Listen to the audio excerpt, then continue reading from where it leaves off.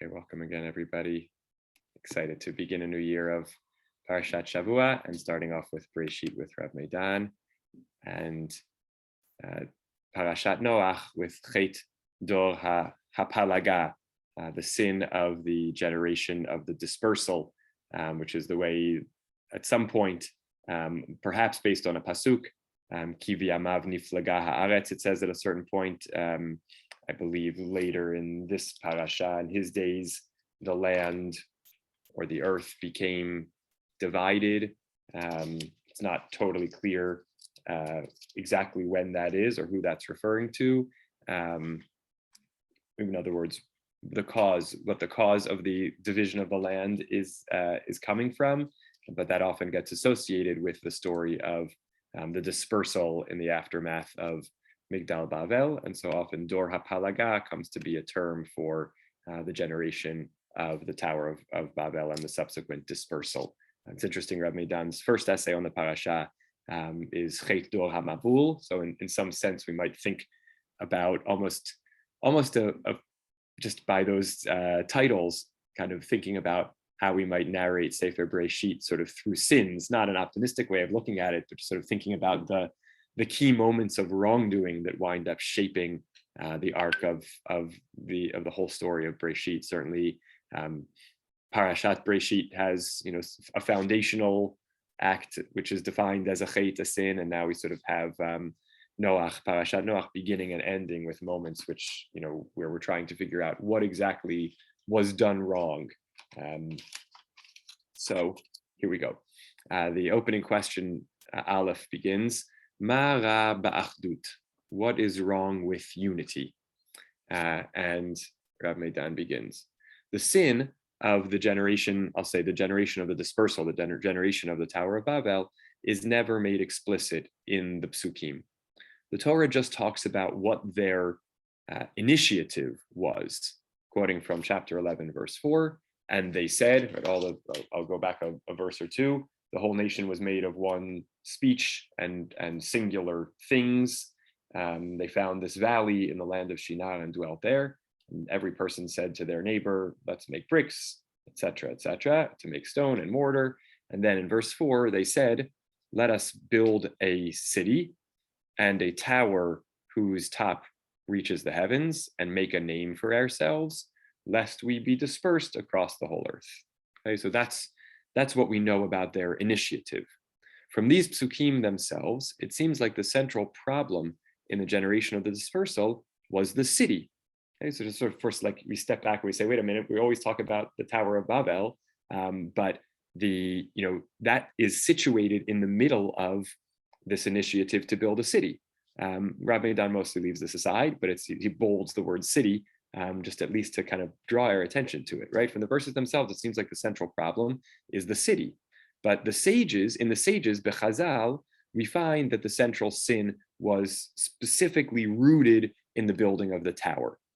One way or another, once God sees the city and the tower, it then goes on a couple verses later and says that God says, behold, the whole, this is one nation or one people and one language for all, and this is what they have begun to do. Now, nothing is going to be stopped. They have nothing stands in their way from everything that they are conspiring or initiating to do. Come, then this fascinating, first person plural, come, let us go down and confuse their language so that each person will not hear or understand the words or the language of his neighbor. And God spread them out from there across the face of the whole earth, and they ceased building the city, right? Just worth noting again, for Rav Meidan's point, it doesn't actually even say they stopped building the tower, right? But they stopped building the city. So again, he leaves this behind, but it's just striking to, it's left for us to consider, how did Chazal move on to this tower? And this he will talk about, or maybe then we're left to wonder about, is there a different midrash or understanding we can construct that's focused on the city and not the tower? A question for outside of our time together. What was so bad about the unity of the people of this generation? Unity every other place or in general is a good sign, a siman tov. And that's, I think, a classic question which is asked about this story. At the face of it, it seems like the people are doing a good thing. They want to get all together and have a collaborative project, build something together. Okay, to section 2. War against the creator of the world or the master of the world, a ruler who sees himself as a god. In the Midrash Tanchuma, which is quoted also by Rashi, it's explained that the sin, all right, because we're still asking that question, what was the actual act of wrongdoing? The sin is rooted in building the tower, a tower whose top reaches the heavens. According to the Midrash, the intention of this generation was actually to get to the heavens. Quoting from the Tanchuma, they said, it's not enough or where does God get off choosing the upper sphere and leaving us the lower realm? We will go up to the heavens, the firmament, and beat that God with, I don't know, what cardome, some kind of implement or harvesting implement, something like that, a tool of some kind that could be used for beating. Right. So the Midrash understands that people wanted to go up to heaven because they thought that it was not fair that God had claimed heaven for God's self, and they wanted to be able to displace God from the heavens. It seems that the sages built, no pun intended, their explanation on the kind of usage of the word migdal across scripture, whose essence is often a fortress for war and a kind of outlook point, a watchtower, something like that. If the head of a migdal in particular, right, maybe if there had been some other word for this structure, Chazal would have had a different take. But because across scripture, migdal is a particularly something which has height and allows you perspective from on high, so that's what sort of a piece of what may have sparked their midrashic interpretation. If the head, the top of the tower, is found in heaven, then, sorry, I got to do a little rotating here.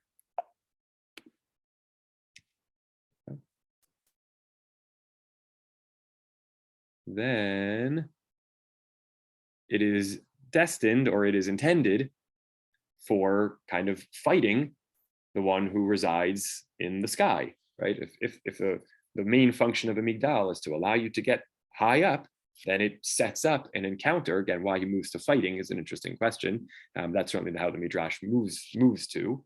Why not just say the desire to get close to? But anyway, how the Midrash interprets it is an encounter which is a conflictual encounter with the dweller of the sky, of the heavens. And indeed, it seems like the sages interpreted it this way, in particular, based on the connection between the verses that deal with the generation of the dispersal, and this is going to be the linchpin of his analysis here, and the verses which talk about Nimrod, which came right before. So by right before, we shouldn't say right before, but which preceded it. So we have to remember that a quick survey of the Parashah, the bulk of it is the story of Noach and the flood. We're kind of really leaving that aside for tonight, although Rabbi Medan has other beautiful essays on it. After chapter 9, when they come out and have the rainbow and the kind of downfall of Noach, etc., chapter 10 begins with the descendants of Noach's children. In general, we go through then all of their descendants and the lands that they dwelt in, and the entire chapter 10 ends with, these are the families of Noach's descendants according to their generations by their nations, and from these the nations were separated on the earth after the flood. So the chapter really is a list of names and boundaries of lands that were settled by the descendants of Noach, and the real only exception to that is verses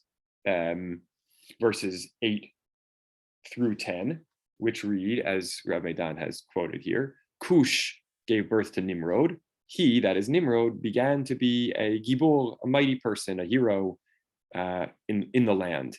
He was a hunting hero, a mighty hunter in front of God, and therefore it was said, the saying developed, like Nimrod, a mighty hunter before God. So if you were going to, give accolades to someone for being a mighty hunter, you might say, oh, that guy's just like Nimrod, the mighty hunter before God. He becomes kind of the paradigm of a mighty hunter, a mighty hero.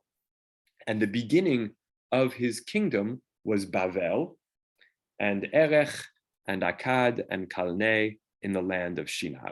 Okay, so now, then it goes on to say, Mitzrayim begat so-and-so, and Canaan begat so-and-so, and Shem begat so-and-so, through to the end of the chapter. So this is this sort of pull-out story, the one individual who's focused in on from all of Noach's descendants is Nimrod, and we find out about his kingdom, which is in Babel, in the land of Shinar. So now back to Rav Medan. Babel was the beginning of Nimrod's kingdom before he went forth from there, after the sin of the generation of dispersal. We'll come back to that later. If so, then we can search for the sin of the kingdom of Babel, the sin of the generation of the dispersal, in the person of Nimrod, the king of Babel. Maybe he's the source of it, right? Again, this is classic sort of midrashic. Let's just draw on the details we have. We know that the story took place we saw it in chapter 11, verse 1. The people came, or it's verse 2, they came and settled in a valley in the land of Shinar, and ultimately that place comes to be called Babel. We know the only other thing we know about Babel is that it was the beginning of the kingdom of Nimrod, and he was a mighty hunter in the presence of God. So how can we pull those pieces together? It's possible, this is the Rav Medan kind of moment, right? Yitachein, like we could imagine that the initiative to build the tower was actually Nimrod's initiative. And if we imagine that the name Nimrod is a hint in its content to our matter, right? The word Nimrod means let us rebel. So if Nimrod, the content of his name, is any hint to what's going on here, then we have a complete justification for the sages' analysis that this tower is a form of rebellion against God. The rebellion against God takes on an additional dimension in light of another midrash. It says in chapter 11, verse 5, God came down to see the city and the tower. Again, we see right the mention of both of them, that the people had built. And the sages interpret in Breshit Rabbah that the people had built. Rabbi Brachia said, Benoi da Adam kadma'a. Here, Banoi means banav, not from the language of banu. Right? Why does it say Asher banu b'nei ha'adam? A ben Adam is our classic term for a human being, but the sages want to read it literally, the children of Adam Harishon, right? This is a tower that was built by the children of Adam Harishon. Well, everyone's a child of Adam Harishon, so what does it mean? So he continues to offer his analysis. Chazal are pointing to the fact that the people of the generation of the dispersal were chometz ben chometz, vinegar, the children of vinegar. I had to look this up and find out that in the Gemara, someone is criticized and called chometz ben yayin, your vinegar, the son of wine, meaning your parent was good and you fermented, from them. And the Academia Lelashon HaIvrit says that from this phrase, which chometz ben yayin becomes a term for somebody who seems to have strayed, in a lousy direction from their parents' path, gave way to other kinds of similar idioms in modern Hebrew, including chometz ben chometz, which means, lousy person, the son of a lousy person, or child of a lousy person, right? So Rav Medan is drawing on that to say, the generation of the dispersal, what this midrash is pointing us to is, why is it saying they're the children of Adam Harishon? Well, we know a lot about Adam Harishon, or maybe not so much, but one thing we know is he was the first sinner, in addition to being the first human. So they are, vinegar, the son of vinegar, meaning they are the descendants of Adam Harishon, and his sin was essentially, what else could a sin be? But it was to, kind of brazenly, transgress God's word. God gave him an instruction, don't do this, and he rebelled against God. So the tower and the city were built by Bnei HaAdam. The Midrash is sort of saying, people who are carrying forward Adam's legacy of rebelling against divine instruction. This comparison between the builders of the tower and Adam Harishon is also hinted at in the Psukim. It's again another Rav Medan move to sort of flesh out a midrash by quoting, by finding more textual, connections in the Psukim. So here we have the second 3 lines here is our Psukim. God said, behold, they have become, one people, and now nothing will be withheld from what they are intending to do unless I get involved, and God dispersed them. And if we go back to chapter 3, verses 22, I guess should be 22 to 23, we also have, and God said, Hein, behold, the person is ke'achad, and the bolds are the kind of parallels. The Adam, the human, has become like one of us. There's one of us, God, and now there's another one. knowing the difference between, or knowing of good and evil. And now, again, the idea that Hein and Ata are kind of the sources of a close literary connection that pops up certainly in other places, but still we draw some connection. And now, the reaction is I have to do something to stop it. And so where in the story of the generation of the dispersal, it's God dispersed. The reaction of God here is Vaishalchehu Hashem Elokim migan Eden. God, sent forth or banished Adam from the garden. So we have some literary and thematic similarities in God's beholding what was going on in the moment of the Chet and responding with a dispersal or a banishment. Why was God concerned about the power of the Adam who knew good and evil after eating from the tree of knowledge? Rashi explains, and now, lest he send forth his hand and take also from the tree of life. Umisha yichyeh le'olam, harehu karov lahatot habriot acharav v'lomar af hu Eloah. Once he, now having taken from the tree of good and evil, would also take from the tree of life, he will become immortal. And once he lives forever, he will be close to misleading people to follow him and say that he also is a god, right? So now we have the midrashic sort of development that God's fear about, the aftermath of the eating from the tree on the part of the Adam is that Adam becoming closer to God, threatening. However, again, theologically, we think about why is God concerned about being threatened, but that's certainly not inconsistent for God's character in the Tanakh. So God's concerned about the threat of the human being in the wake of this, of encroaching on God's territory, so to speak, right? And so now Rav Meidan deepens the parallel, the connection. There's a similar concern in the case of the people of the generation of the dispersal who are building this tower with its, top in the heavens, a concern that the king of them, Nimrod, would sit at the top of the tower, and from his throne on high up in heaven, so to speak, he will rule over all of humankind, which is now all one people with one language, and he will tell them that he is also a god. What emerges from our words in the wake of Chazal is that a tower and with its head in the heavens is not an exaggerated language, it's not a hyperbolic language, but rather what the generation of the people of that generation wanted to do was actually get to heaven.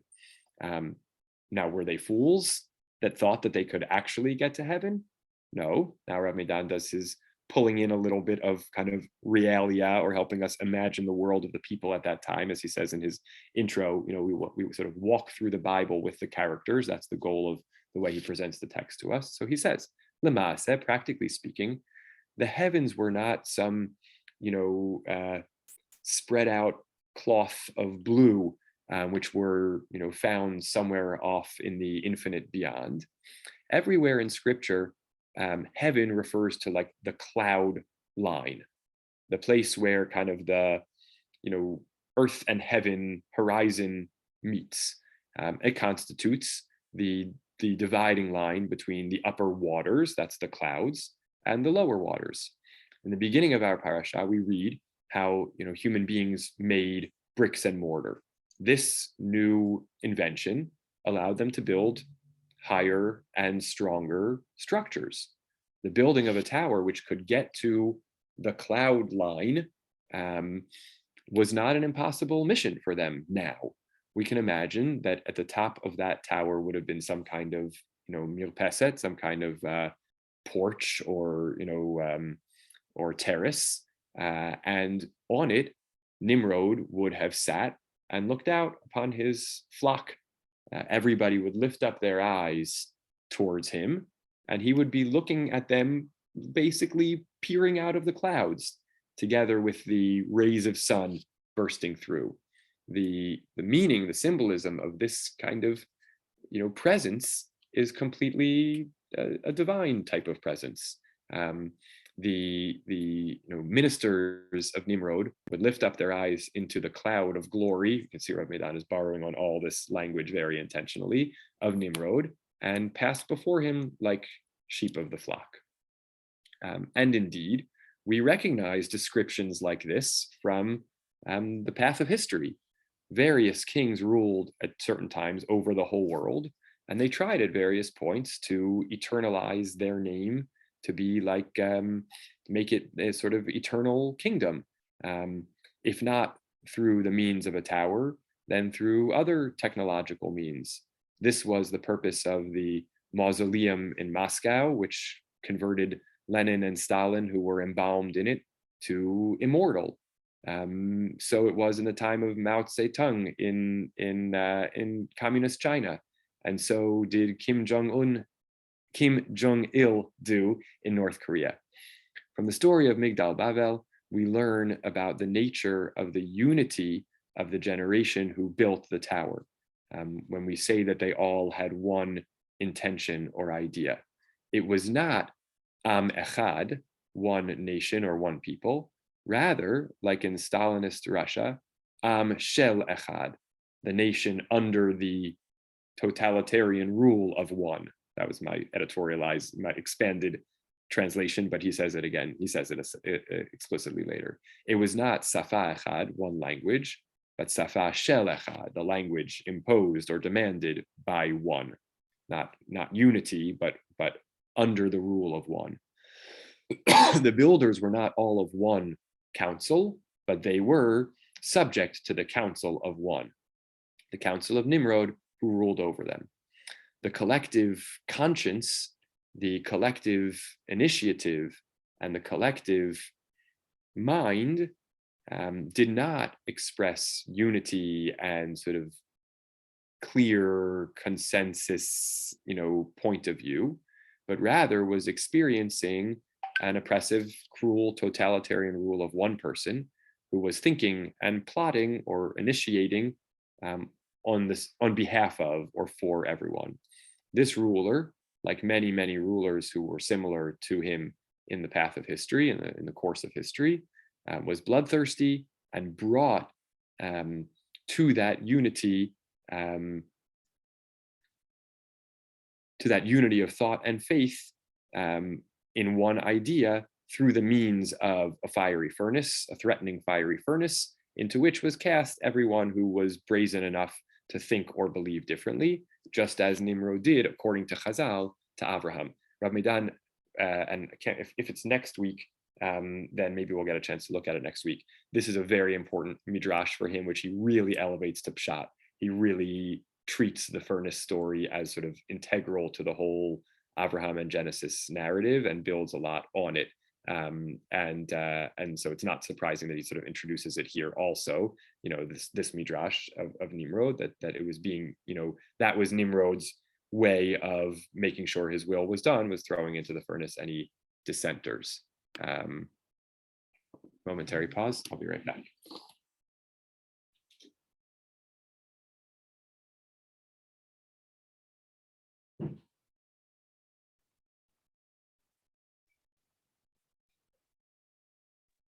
Is there a commercial message?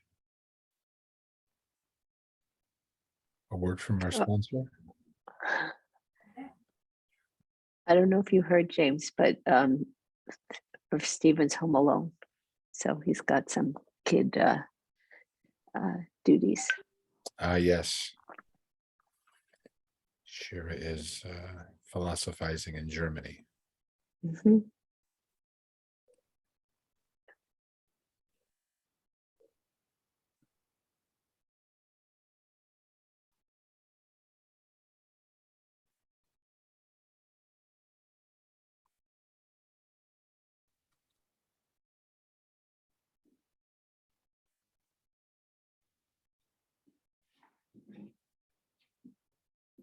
Okay.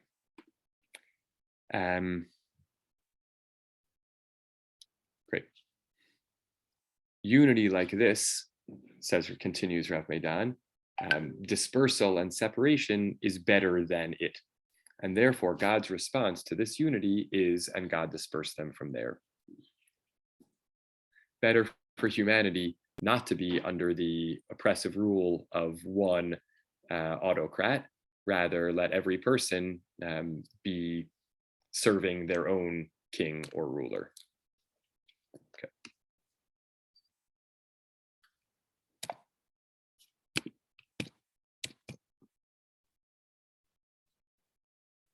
Okay. Now he's going to bridge. I'll pause. Actually, let me pause here for a moment if anyone wants to react to this reading of Nimrod, the totalitarian ruler, as the initiator of Migdal Bavel, and the idea of the dispersal as a punishment to him, but also in a sense a rescue of the people under his rule. I guess also just sort of consider in the way in which we think about Breshit as establishing foundational narratives. Some people would call them myths in the most constructive sense, that this is sort of like a proto story, or prototype of the authoritarian ruler, which is being introduced to us, from very, very early on in human history. So welcome any reactions or thoughts before we keep going. Just what I put in the chat, it sounds like Orwell's 1984 with a single language and a single people, single thought. Yeah. And it's right. And it's so in that, I think I'm taking away from that comment that sort of like there is a hint to it. When we look at that language, we already are sort of primed to understand that there's possibly something bad about it. It doesn't have to be. We don't have to read the story that way, but then we have to figure out what was wrong with what they did.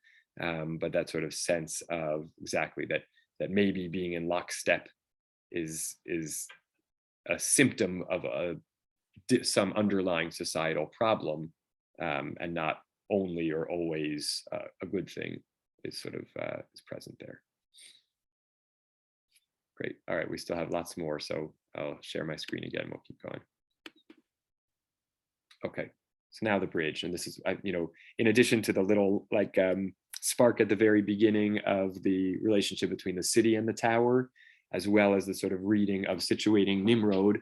And again, I think, as I said at the very beginning, before we even pressed record, that one of Rabbi Dan's methods is to really pull together things that, whether you agree with his reading or not, you sort of have to contend with the details that he's pulling together. We're noticing here that, this Nimrod moment pops out of chapter 10 and then seems left behind. And all of a sudden we come now to this story. Is it possible that there is a link between them that helps explain what's going on? And I think he does that compellingly. And now this third piece, of bridging it to the story of Abraham, I thought was another wonderful insight or set of insights. So at the end, after the Migdal Babel story concludes, we really sort of got basically to the end of it, the scattering. Then we have the 10 generations from Noach to Abraham, and then the Parashah ends with the story of Terach, chapter 11, verse 31. Terach took Abram, his son, and Lot, the son of Haran, his grandson, and Sarai, his daughter-in-law, the wife of Abram, his son, and he left, left with them from Or Kasdim to go to the land of Canaan, and they came to Haran and dwelt there. And Rabbi Dan sort of starts the same way he started the beginning half of this, which is, just as he said, the Torah never explains what the sin was. So here he says, the Torah never explains, why did Terach do what he did? Why would a person leave? Why would a person whose roots are in Or Kasdim leave his land and his birthplace and go to the land of Canaan? The juxtaposition of these psukim to the story of the generation of the dispersal could explain this, right? The end of earlier in chapter 11, again, before we have the 10 generations between Noach and Abraham. So that's an important, possible separation. But narratively, the connection is God dispersed them from there across the whole land. They stopped building the city. The place was called Babel because God had, mixed up the language of the whole land, and God spread them out from there across the whole earth. Just like all the other nations left Babel and wandered to other lands, Terach must have also left Or Kasdim and gone on his way to Haran. So he was sort of, again, how we exactly figure out, and this is what Ramadan is now going to develop, is the question of the timing. So we'll hold that aside. But if indeed the timing works out, then Terach is part of the great dispersal, essentially. The Torah itself presents the dispersal as a punishment for building the tower and for a punishment for Nimrod's, wrongful, inappropriate, or unfit, initiative. together with this, in Shirat Ha'azinu, now kind of come backwards in a sense, or full circle to the end of the Torah, there is another reason. Deuteronomy 32:8 says, when God was, when the high one, the uppermost one, was apportioning out the nations and separating out people, God established firmly the borders of the nations according to the numbers of Bnei Israel. Ramadan has referred to this in a couple of other essays that we've seen over the years. In other words, the purpose of the dispersal was also that Abraham get to the land of Canaan, such that the borders of the nations could somehow match up with the numbers of Bnei Israel. He had a further array of about this, which the link here about the numbers of Bnei Israel, I believe, is the 70 descendants who go down to Egypt and the 70 nations, and everyone sort of has their portion.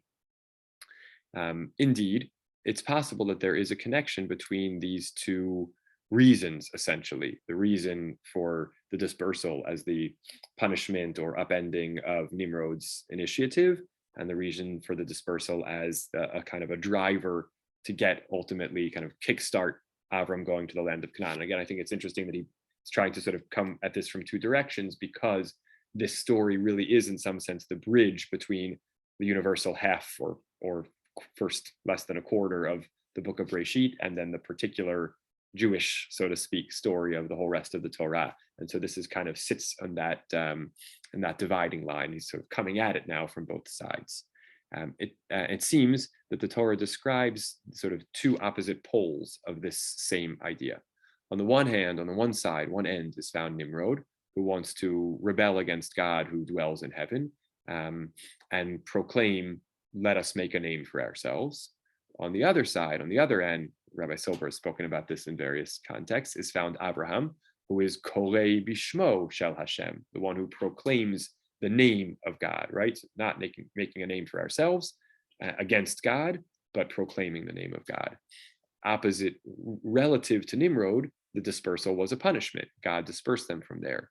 Relative to Abraham, this was the beginning of his shlichut, right? His mission to establish the borders of nations according to the numbers of the children of Israel. Abraham kind of abolishes the thoughts or cancels the initiative of Nimrod. Again, this is sort of two sides of the story. As was already mentioned above, according to the tradition of Chazal, there was a very strong debate between Abraham and Nimrod, right? This is the story of when Abraham is smashing Terach's idols and he's brought to Nimrod, and Nimrod sort of challenges him and says, what God do you accept? And if you don't accept, the idols, I'm going to throw you in the furnace. And Abraham goes in and he, emerges unscathed.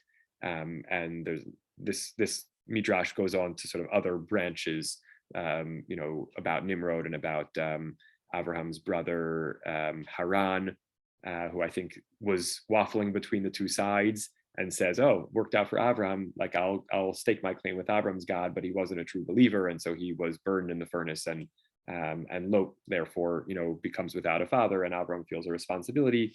All these different sort of pieces come together in that midrash, but a piece of it is Abraham's sort of theological opposition to Nimrod, to Nimrod's stance and the potential consequences he has to pay. A kind of an anonymous person, the son of a simple idol seller, completely upends Nimrod's entire plan. Abraham, who denied the godliness, the divinity of the sun and the moon, presumably was not impressed by the flesh and blood image that was kind of peering out to him from amongst the clouds. Meaning now we're going back to that image of Nimrod having built the tower and sitting up there at the top of the tower, being all impressive and godly, and that wouldn't have had an impact on Abraham because he saw through or saw past that. He saw himself as someone who could contend even with the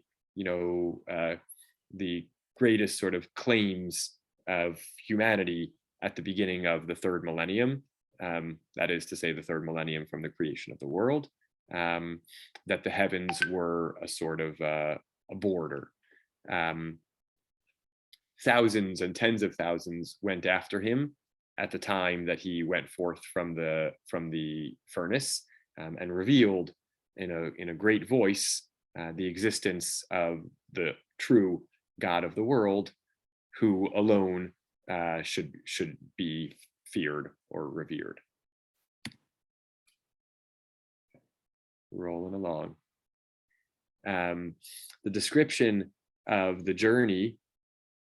Let's make sure we got that. Oh, yeah. Even more left. Hold on. Okay. But Abraham publicized not only his faith in the one God. In his upright stance against Nimrod, Abraham also, with his own two hands, shook the foundations of the tower of totalitarianism that Nimrod had built, a tower that was built on the assumption that nobody would dare question or critique or stand up to Nimrod's authority. In his fearless entry into the fiery furnace, Abraham kind of shook the rule of terror that kind of cloaked the entire culture or society. His faith in one God came, hand in hand with his rejection of the idea of, human kingship. It was there that Abraham established or founded the path that he and his descendants would walk on, a placing faith in God hand in hand with a kind of hatred of totalitarianism and rule by fear. This faith was also kind of bound up in the message, the great message of V'shamru derech Hashem lasot tzedakah u'mishpat, in Genesis 18:19, where God, in recognizing why God had to talk to Avram about what God was going to do in Sodom and Amorah, is because God says, I know Abraham instructs his household to protect the way of God, which is to do righteousness and justice. And so this is kind of now building up the character of Abraham, not just this lone guy on a, journey of faith, but someone who was standing up to the person who tried to create divine authority in humanity, and fight against his arrogation of power and authority over people, and in so doing lift up God, fight against human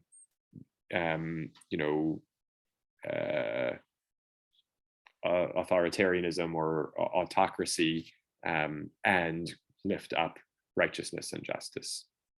And so the third millennium from the creation of the world began with the shaking of the foundations of this tower of human might, and a war against autocracy and rule of fear.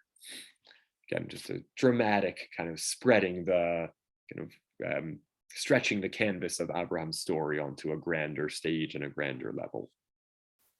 Chazal tell us that at the beginning of Abraham's journey, he was one of the builders of the tower. This is a fascinating point, and I don't know what Reb Meidan necessarily was referring to, if it's anything other than the Ibn Ezra, who says, as we're about to see in Reb Meidan, that basically Avram was alive at the time that the tower was being built, and therefore the Ibn Ezra says, and therefore he must have been one of the builders, because the story says that the entire world was made of one nation and one language. So if Avram was alive then, he had to have been a part of it. Now you don't have to necessarily interpret or read it that way, but that's the Ibn Ezra's take, and I don't know if there's an earlier Chazal he's basing himself on or a different Midrash. Rav Meidan is citing this idea that Avram began as one of the builders of the tower. The sages also tell us that when Avram was 48 years old, he recognized his creator. There's some machlokot in the Midrashim about how old was Avram when he recognized God. One says 3, one says 48. In his 40s, there are other takes based on various calculations and considerations, but one of them is that Avram was 48. The calculation of years points to the fact that in the 48th year of Abraham, which is 1900, the year 1996 from creation. That you can do just by calculating the generations. So and so was X years old and they had this child, and this child was X years old when they had that child. And if you go from Noach all the way to Adam, you see, Zionists love this, that Avram was born in the year 1948 from creation. It's a sort of wonderful little gematria type thing. And so then in the year 1996, he was 48 years old. That's the year, according to the Chazal, that he came to find God, discover God. And that, according to another Chazalic calculation, is the year in which Migdal Bavel was destroyed. Again, that's not explicit in the text at all, but various textual considerations lead the Chachamim to suggest that this is the case, independently of each other, but then there might be some intentionality in that backdrop. It seems then that it was at that time that Abraham recognized God, right? And in recognizing God, Abraham then refused to worship Nimrod, even at the cost of his being thrown into the fiery furnace. Abraham Ha'ivri, the Hebrew, stood on the other side, right, from the language of Eber, of sides. He stood on the other side, while the whole world, that is to say Nimrod, stood on the opposite side and commanded him to bow down to him or to his image. Nimrod succeeded in casting fear on everyone, but Abraham wasn't buying the play.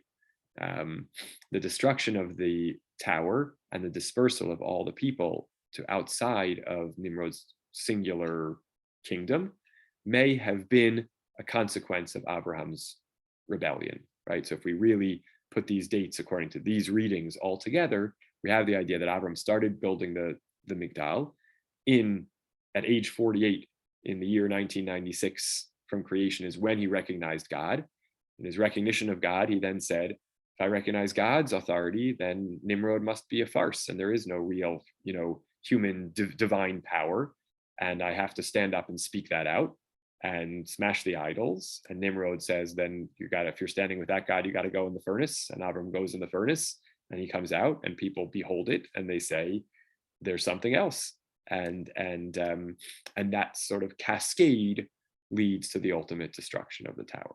So we've now sort of built Abraham into the story as kind of the backdrop and driver, in a sense, of the destruction of the tower. Okay, coming close to the end. Part 4, Terach. We still have to, write more about the motivations of Terach to leave Or Kasdim and go to Haran. According to the plain sense of the, scripture in our Parashah, it seems like we have to link the death of Haran on the face in front of his father Terach and Or Kasdim to the departure of Terach from there. The family of Terach was being pursued by Nimrod, maybe because of Abraham's rebellion and declaration of his faith in the uppermost God, owner of heaven and earth. But why? So we know that we understand that Terach wants to leave. Why does he specifically go to the land of Canaan? Here we now have to compare the two journeys one to another, Terach's and Avram's. So they're very close to each other in the Psukim, the end of Noach and the beginning of Lech Lecha. So in the end of Terach's journey, it says Terach took his son Avram and Lot, his grandson. We read this pasuk, Sarai, his daughter-in-law, the wife of Avram. They went from Or Kasdim to go to the land of Canaan, and they came to Haran and dwelt there. And then a few psukim later, it says Avram took his wife Sarai, Lot, his nephew, and all their property and all the people that they had shaped in Haran, and they went to go to the land of Canaan, and they came to the land of Canaan. The description of the journeys are similar, and what stands out is the difference between Terach, who wanted to get to the land of Canaan but didn't make it, and wound up in Haran, as opposed to Abraham, who fulfilled the dream, the vision, and got to the land of Canaan. Terach, based primarily on the words of Rabbi Yehuda Halevi in the Kuzari 147, section 1, paragraph 47, had inside of him this divine spark, a special divine connection, one which passed from Adam Harishon through the 10 generations to Noach, and through the 10 generations from Noach to Abraham. Terach was one of the chosen ones passing on this special quality, even though he didn't know it, because he was an idolater. But his longing for the land of Canaan, that cherished land of God, the land of God's special connection, was an internal longing which was even hidden from him himself. Again, this is the breadth of Rav Meidan. Could it go from narrower textual midrashic to now a more mystical Rabbi Yehuda Halevi take? And again, of course, take it or leave it. But this is the next piece of his argument. He had his own reasons to specifically go to the land of Canaan. Maybe because it was a major commercial area, but the Torah never tells us, because the Torah sees this internal reason as sort of going beyond, transcending Terach's external reasons. And that internal reason was that special godly connection which he had, which was only in potentia and never emerged into its full expression because of his free choice, which led to his idolatry. So he had this special thing in him. It never got to be actualized because he wound up being an idolater. But it still drove him, for even in ways he wasn't totally aware of, in the direction. So he longed to go to the land of God's desire, but he never got there, but got sort of stuck along the way in Haran. Abraham, his son, who discovered God and the service of God, then brought that vision to full fruition and arrived at God's chosen land. And we also have Rav Meidan's Eretz Yisrael focus, which is not surprising, in this section anyway, but it's an interesting dimension. The relationship between them can be analogized to a great degree to the relationship between the generation that went out of Egypt, which mystically we're told was steeped in 49 gates of Tum'ah, who came out of Egypt but never got to the land of Canaan and were left in the wilderness, as opposed to, or in relation to, their children who fulfilled that vision and went into the land of God.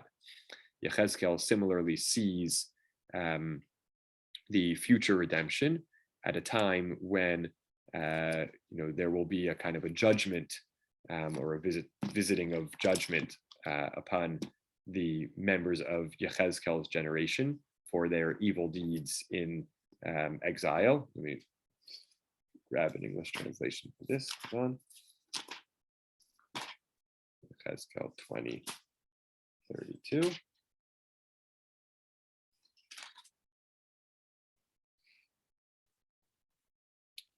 As for what enters your minds, it shall not be. As for what you say, we will be like the nations, like the families of the lands, to worship wood and stone.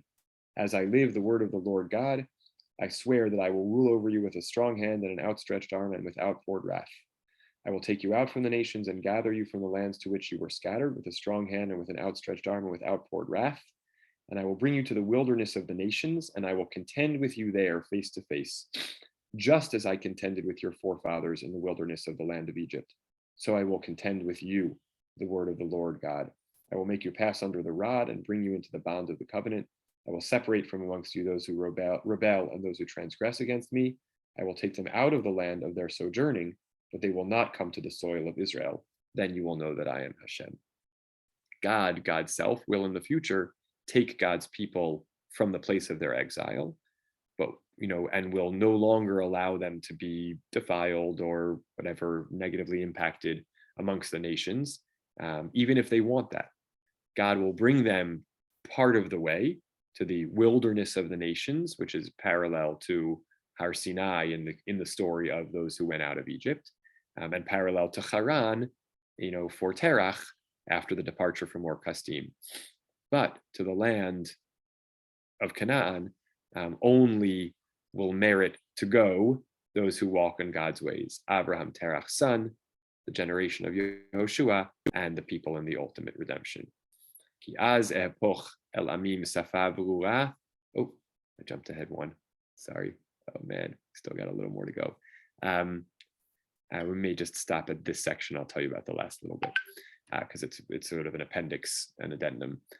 Terach is the kind of protector of this special seed, but he doesn't merit to actualize it.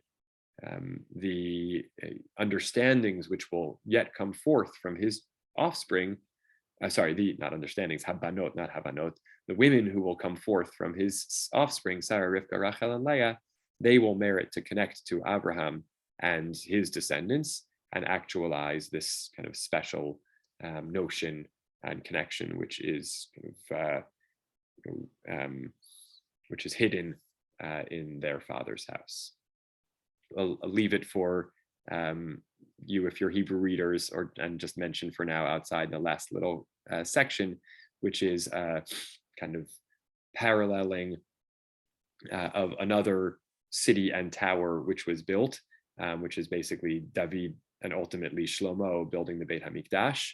And Rabbi Dan finds various sort of textual similarities and sees this as the ultimate fulfillment of the unity which actually was sought, to kind of come back again to a Jewish people that then kind of creates a space for all nations, and builds a building which is not a migdal, which is about challenging God, but is a mishkan, which is a place that invites God down to come and dwell, and is a place where God's name is proclaimed and not where a name for ourselves is made, and builds some kind of textual parallels and sort of sees that as the ultimate kind of tikkun for Migdal Babel, is the construction of the Beit HaMikdash, and a place which is meant to create a unity in service of God, as opposed to a unity in service of a human ruler who wants to challenge or threaten God. So we did it. It's always back to the whirlwind of Rav Meidan is a whirlwind. And hopefully along the way, we had a chance again, I think, to see, just drawing out for me, the three main sort of points or insights, just that little piece at the beginning of what's the relationship between the city and the building, which we didn't get to explore further because sort of beholden to Chazal, not in a sense, Rav Meidan always wants to go deeper into Chazal rather than exploring, the road not taken by Chazal. So going into the story of the tower, he, builds on the Midrashim to see it as kind of Nimrod's initiative, Nimrod's rebellion against God, and that the dispersal then becomes the kind of end of Nimrod's initiative and the kind of rejection of Nimrod's totalitarian leadership, and then builds in the third piece that's actually in some way sparked by Avraham and Avram's discovery of God, and is the other pole of that story. Is Abraham's discovery of God, and hand in hand with that is the rejection of leadership like Nimrod's and the lifting up of a vision of a just society. And then the consequence then is not just the dispersal to end Nimrod's attempt to rebel against God and create totalitarian leadership, but also the beginning of Terach's dispersal journey to the land of Canaan. And again, then building there, Terach was sort of even unknowingly compelled because of a special connection with God, but it wasn't actually able to be actualized. Abraham does actualize it, and this is in keeping with, the story of the Exodus from Egypt and of an ultimate redemption where there's a sort of a two-stage process. Even those who might not be worthy or connected fully, so to speak, are brought out, and then it's their next generation which kind of completes the journey. Any last thoughts, questions, or comments? Or first thoughts, questions, or comments? Dad, go for it. So I like what Rav Meidan did with Avraham. In order to heighten the role of Avraham, he refers to him initially as, I think, Adam Almoni. Mm-hmm. He's called him a unknown or an anonymous person. And from there, he challenges Nimrod and in a way becomes the leader of another hundreds, thousands of followers for God, as opposed as Nimrod did for himself. Right. Yeah, beautiful. It's really a great sort of dramatization of the Abraham story. It's, there's so many midrashim, so much has been written, really like entire volumes on kind of Avraham based on the midrashim and the pshat. And I think he's in that path of kind of really reading dramatically and maximizing the Abraham story. James? What's the analog to God having to tell Avraham to kind of continue the journey? It seems like in the parallel stories, the next generation goes automatically or naturally to the ultimate destination. They don't have to be kind of prodded. That's interesting. That's interesting. Right. In the Yechezkel part, it does seem like I will, God saying I'll judge the first ones and then I'll bring the next generation. In the Exodus one, right, it seems like there is a, natural directedness. There's plenty of complaining along the way, and there is a, maybe we should go back, better off going back to Egypt. So, right, I guess maybe the analog is sort of maybe for the wilderness generation, maybe it's almost like the covenant, at the plains of Moab before they go into the land. So it's like at least establishing a kind of expectations, even if it's not quite the same thing. It's not it's not that they were not going to go into the land and they had to be told to go there, but there's still some kind of push about going in the right way. But I agree with what you're pointing out, that it's not a perfect parallel in that sense, as far as I can see. Or there's just like some kind of explanation missing about, maybe we'll get to it in Lech Lecha. Right. Yeah, good question. Any others? Great. Thanks, everybody. Again, planning to continue with Rav Meidan through Bereshit, and then I've got some other ideas for some of the other Chumashim, and welcome your thoughts always. Love to Mom and Dad, love to all. Shavua Tov. Have a great week. Bye.